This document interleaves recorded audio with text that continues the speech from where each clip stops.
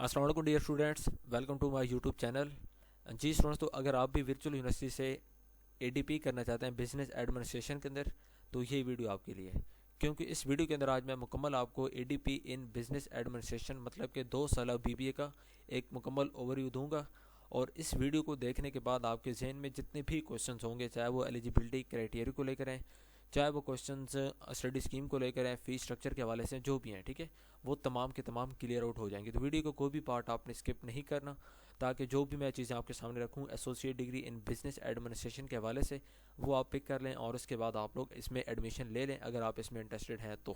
ठीक है, तो सबसे पहले जी एडीपी इन बिजनेस एडमिनिस्ट्रेशन का मतलब होता है कि ये 2 साल प्रोग्राम है।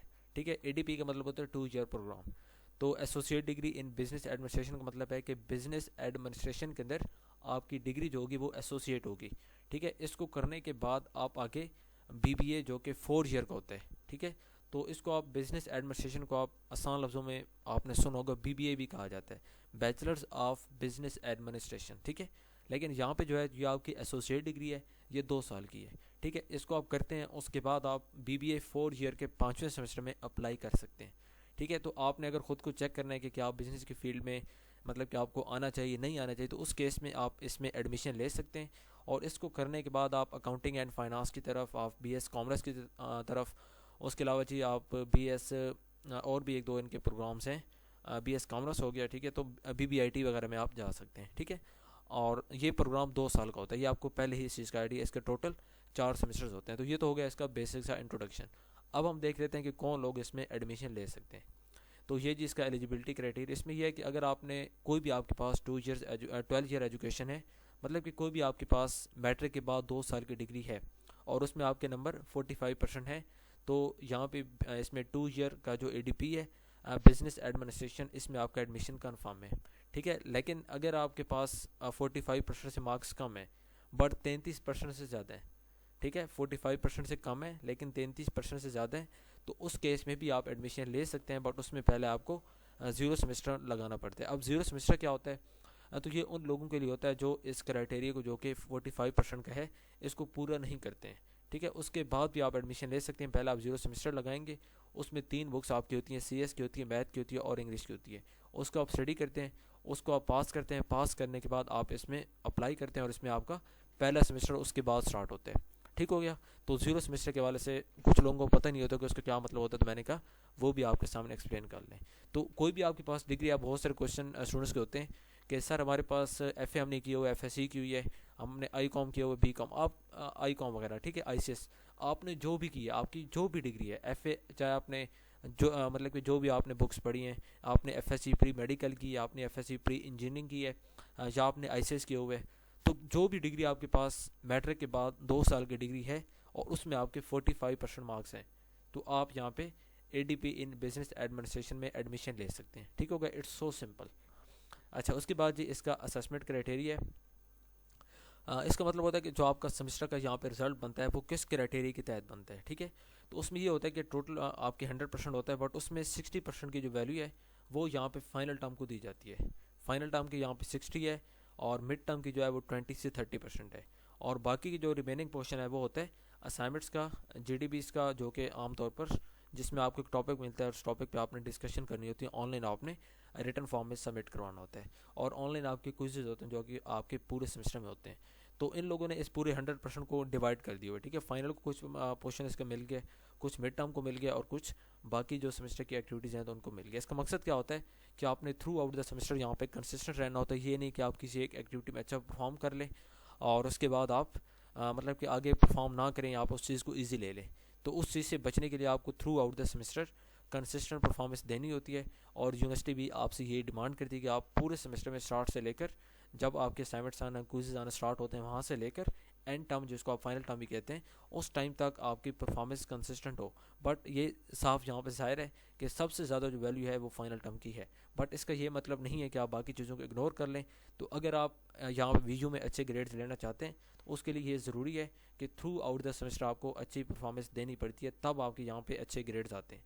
अगर आप फाइनल टर्म में मतलब कि अच्छा परफॉर्म कर जाते हैं, बट आपके ओवरऑल जो बाकी ग्रेड्स हैं, मिड टर्म हो गया और सेमेस्टर की एक्टिविटीज़ हैं, तो उसमें अगर आपके मार्क्स रिलेटिवली कम है तो अल्टीमेटली जो आपका ग्रेड बनता है वो आपका कम बनता है।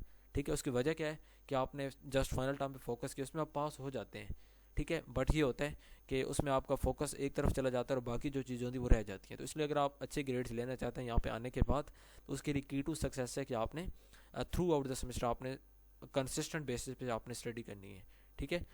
तो ये हो गया जी इसका असेसमेंट क्राइटेरिया। उसके बाद हम आगे चलते हैं अवार्ड ऑफ डिग्री। तो डिग्री के लिए यहाँ पे बिल्कुल सिंपल सी रिक्वायरमेंट्स हैं। एक तो ये है कि आपकी CGPA 2.0 हो, अगर टोटल इसकी 4 होती है तो आपकी कम से कम 2.0 आना ज़रूरी है, ठीक है। प्लस आपके जो क्रेडिट आवर्स हैं वो 68 हों। तो 68 क्रेडिट आवर्स का मसला नहीं है, वो जब आप तमाम बुक्स को पास करते हैं तो उसके बाद आपके वो तमाम के तमाम अर्न हो जाते हैं, 68 आपके बन जाते हैं। बट मसला क्या होता है, CGPA में होता है। अगर आपके CGPA 2 से कम होता है तो उस केस में आपको डिग्री नहीं मिलती है। तो डिग्री लेने के लिए आपको CGPA को 2 से ऊपर करना है और क्रेडिट आवर्स तो आपके लाजमी बात है 68 बन जाएंगे, ठीक है। तो इन दो चीज़ें आपकी होंगी तो उसके बाद आपको डिग्री मिल जाती है।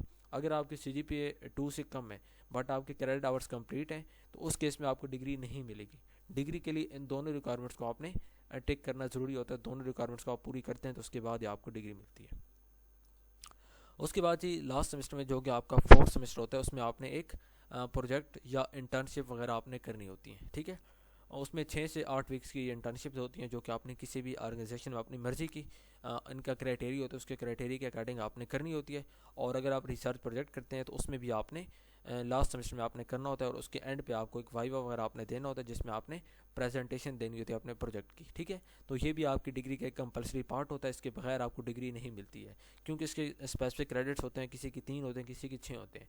तो उनको हम आगे चल के देखते हैं स्टडी स्कीम में, तो वहाँ से आपको इस चीज़ का आइडिया होगा कि इसके कितने हैं। बट ये है कि प्रोजेक्ट हो गया या इंटर्नशिप हो गया तो ये आपके लिए बहुत ज़रूरी होता है, इसके बगैर आपको डिग्री नहीं मिलती है, ठीक है। तो ये बात आपने लाजमी माइंड में रख लेनी है।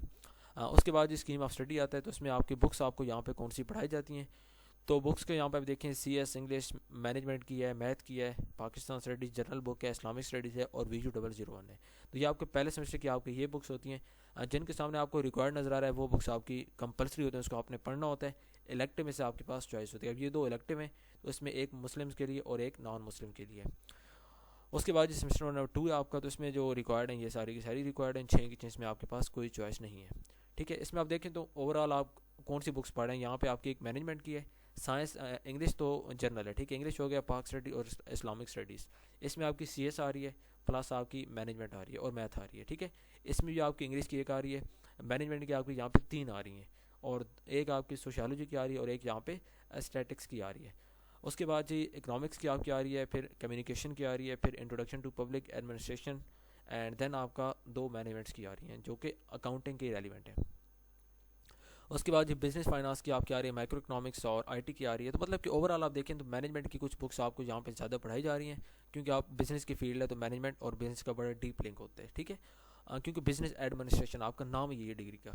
तो और उसमें बाकी कुछ आपको सोशियोलॉजी की, कुछ आपको मैथ की 1-2 हैं और CS की आपकी एक बुक है, इंग्लिश की 2-3 है। उसके अलावा कम्युनिकेशन भी आपको यहाँ पे पढ़ाया जा रहा है, स्टैटिक्स और उसके अलावा माइक्रो इकोनॉमिक्स की भी आपको यहाँ पे करवाया जाता है। तो ओवरऑल एक काफ़ी अच्छी स्टडी स्कीम है। यहाँ पे आपको तमाम किस्म की बुक्स का एक्सपोजर मिलता है और इसको करने के बाद आप आगे किसी भी फील्ड में BS के 5वें सेमेस्टर में आप अप्लाई कर सकते हैं। तो यहाँ से आपको बुक्स का आइडिया होता है कि कौन सी बुक्स आपके काम की है, कौन से में आपकी ग्रिप है, कौन सी में आपकी नहीं है।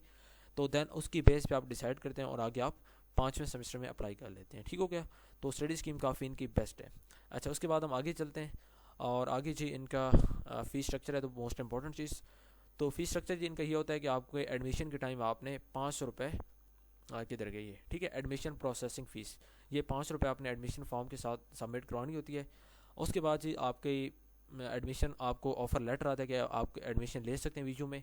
उसके बाद एडमिशन के टाइम आपने 11,905 रुपये फ़ीस पे करनी होती है, ठीक है। तो ये तकरीबन 12,000 भी हो सकती है, ये थोड़ी बहुत ऊपर नीचे होती है तो उसको आपने माइंड में रखना है। अच्छा, ये आपकी एडमिशन के टाइम होती है। उसके बाद आपका पहला सेमेस्टर स्टार्ट होता है और पहला सेमेस्टर स्टार्ट होने के बाद उसके बाद आपकी सेमेस्टर की फ़ीस आती है। अब जो सेमेस्टर की फ़ीस होती है उसमें ये होता है कि उसको आप इंस्टॉलमेंट में भी कर सकते हैं और आप उसको एट अ टाइम भी पे कर सकते हैं। तो सेमेस्टर की फ़ीस के वाले से आपने ये माइंड में रखना है कि यहाँ पे पर क्रेडिट आपको 935 का पड़ता है। तो जितनी बुक्स आप करते हैं ना, उस बुक्स के जितनी बुक्स आप करते हैं उनके क्रेडिट्स होते हैं। हर बुक के 3 होते हैं, आमतौर पर किसी के 2 भी होते हैं, तो मोस्टली 3 ही होते हैं, ठीक है। तो अगर 935 का आपको एक क्रेडिट पड़ रहा है उसमें 935 का एक है और अगर आप 3 क्रेडिट्स की एक बुक ले रहे हैं तो मतलब कि तकरीबन 2700-2805 रुपये में आपको एक बुक पड़ रही है, 3 क्रेडिट्स की। और अगर आप 6 बुक्स या 5 बुक्स कर रहे हैं तो उस हिसाब से आपकी फ़ीस बन जाती है। 935 को आपने मल्टीप्लाई करना होता है जितने भी क्रेडिट्स आप, आमतौर पर 18 होते हैं, 18 होते हैं या होते हैं 17 होते हैं, ठीक है। अगर आप एक्स्ट्रा लेना चाहते हैं तो वो एक स्पेसिफिक केस में आपको मिल जाते हैं।